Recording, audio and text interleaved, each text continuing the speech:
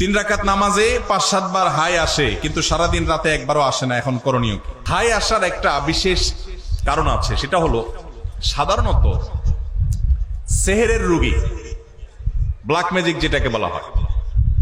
আজকাল আধুনিক যুগের অনেক মানুষ আছেন যারা ব্ল্যাক ম্যাজিক বিশ্বাস করেন না। একটা হলো হাতের ভেলকি, যেটাকে জাদু বলেন। ওইটা তো চোখের ভেলকি, হাতের ভেলকি, সেটা ভিন্ন বিষয়। কিন্তু জাদুকে অস্বীকার করলে ইমানই থাকবে না। কোরআনে আল্লাহ তাআলা সেহের সম্পর্কে বহু আয়াত নাজিল করেছেন।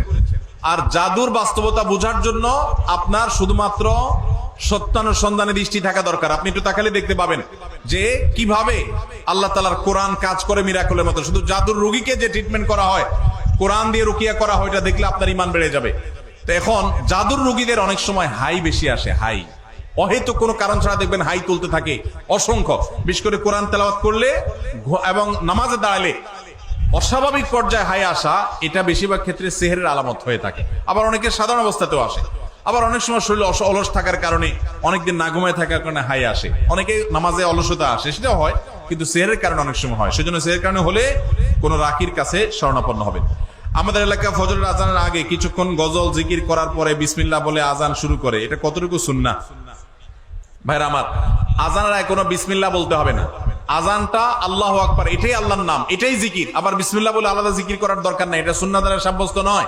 আজানের আগে আলাদা কোনো বিসমিল্লাহ বলার দরকার নাই, এটা সুন্নাত নয়। দ্বিতীয়ত হলো আজানের আগে আবার এই যে গজল গাচ্ছেন, মানুষকে ডাকতেছেন, তাহলে আজানটা কিসের জন্য? আজান তো মানুষকে ডাকার জন্য। এই জন্য এটা সুন্নাহ সম্মত কোনো কাজ হতে পারে না।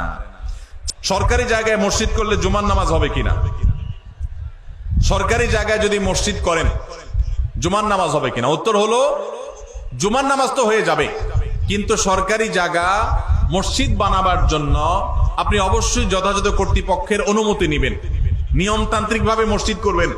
মসজিদ আল্লাহর ঘর, সেটা এই জন্য যেখানে সেখানে করবেন। সরকারি জায়গা পাইলেন আর মসজিদ একটা বানায় দিলেন, আদৌ দরকার আছে কিনা সেটার কোনো বিবেচনা নাই, এটা করা উচিত না। তবে এটা ঠিক, মুসলিম প্রধান দেশে মুসলমানদের নামাজ পড়ার জন্য একটা সরকারি বিরাট বড় এরিয়া আছে, সেখানে অনেক মুসলমান বসবাস করে, সেখানে নামাজ পড়ার জায়গা করে দেওয়া সেখানকার কর্তব্য ব্যক্তিদের কর্তব্য, তাদের কাছে সেটা আদায় করতে হবে।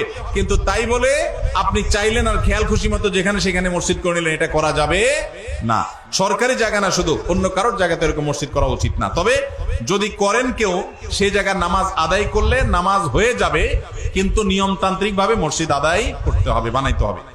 মসজিদে চেয়ারে বসে নামাজ পড়লে নামাজ হবে কিনা? ভাই, মসজিদে চেয়ারে বসলে নামাজ পড়লে নামাজ হবে কিনা? উত্তর হলো যদি কেউ রুকু সেজদা দিতে অপারগ হন, অসুবিধা হন, তাহলে তার জন্য এটা জায়েজ হবে।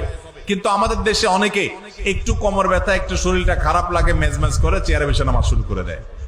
এইরকম যদি করে তাদের নামাজ হবে না।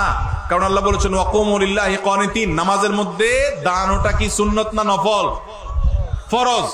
এই ফরজ তরক করে যদি আপনি বলেন যে শরীরটা খারাপ লাগতেছে, চেয়ারে বসে গেলাম, একটু ভাবসাব ধরলাম, তাহলে নামাজ হবে না। যার রুকু সিজদা করার ক্ষমতা নাই, ডাক্তার তাকে কঠোরভাবে নিষেধ করেছে, মারাত্মক পেইন হয়, তার জন্য জায়েজ আছে। বাকি যেন তেন উসিলাতে এটা করা যাবে না।